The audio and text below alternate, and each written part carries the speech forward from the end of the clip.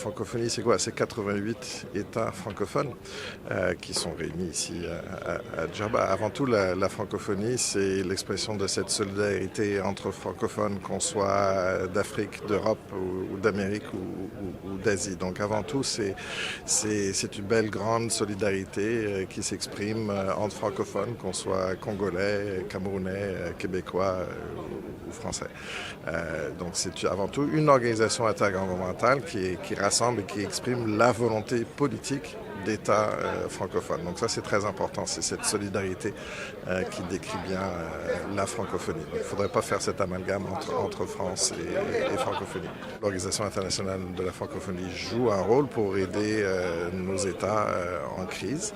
C'est un rôle diplomatique, un rôle d'appui et aux transitions démocratiques, un rôle de déploiement d'expertise en matière d'élection, en matière d'accompagnement pour la rédaction de nouvelles constitutions, par exemple, de législation, d'appui au Parlement. C'est un rôle diplomatique discret qui doit se faire en coulisses pour évidemment ne pas trop politiser ou faire dérailler les choses, parce que c'est avant tout un appui sur des questions qui sont très délicates, mais c'est un rôle que l'OIF continue et va continuer à jouer pour aider nos États à sortir de ces situations de crise et pour promouvoir les transitions démocratiques. Très important de réaffirmer que nous, en tant qu'organisation internationale, organisation intergouvernementale, nous devons absolument axer toute notre programmation autour de la jeunesse et des femmes et des filles. Donc, ne pas oublier ces deux cibles qui sont populations cibles, qui sont très très importantes pour le déploiement de notre programmation. Ça, c'est la première chose. Et ensuite, c'est déployer de la programmation qui répond à leurs besoins. En matière d'éducation, l'éducation, c'est un peu le joyau de la couronne de l'OIF et toute cette aide que nous apportons à nos États pour former les enseignants, pour former les accompagnateurs, pour former les directeurs d'école. On déploie cette formation aux Comores, par exemple, où tous les enseignants sont formés par l'OIF. Je pense que c'est 60% des enseignants en Côte d'Ivoire qui sont formés par l'OIF.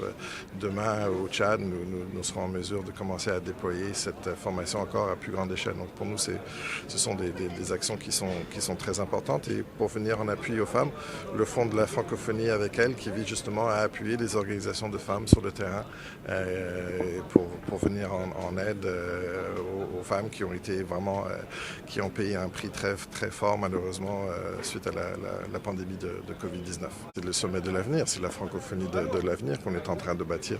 Si la francophonie n'existait pas aujourd'hui, quelqu'un se lèverait pour l'inventer. Elle est absolument vitale, absolument nécessaire. Moi, je reviens de Sharm el-Sheikh, j'étais là la semaine dernière.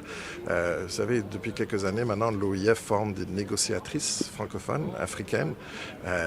Maintenant, elles sont plus d'une centaine. Elles étaient une centaine à Sharm el-Sheikh. Et de formation en formation, de conférence en conférence, elles sont maintenant devenues des négociatrices chevronnées qui occupent des positions de leadership de plus en plus importantes dans leur administration publique. La francophonie de l'avenir, c'est celle-là. Elle agit, elle aide à aider, elle aide nos États africains à porter leur voix dans ces négociations climatiques, par exemple, qui sont absolument essentielles pour l'avenir de la planète et l'avenir de nos économies. La francophonie est absolument décomplexée, si vous voulez. Elle agit, elle joue un rôle extrêmement important et elle va continuer à le faire.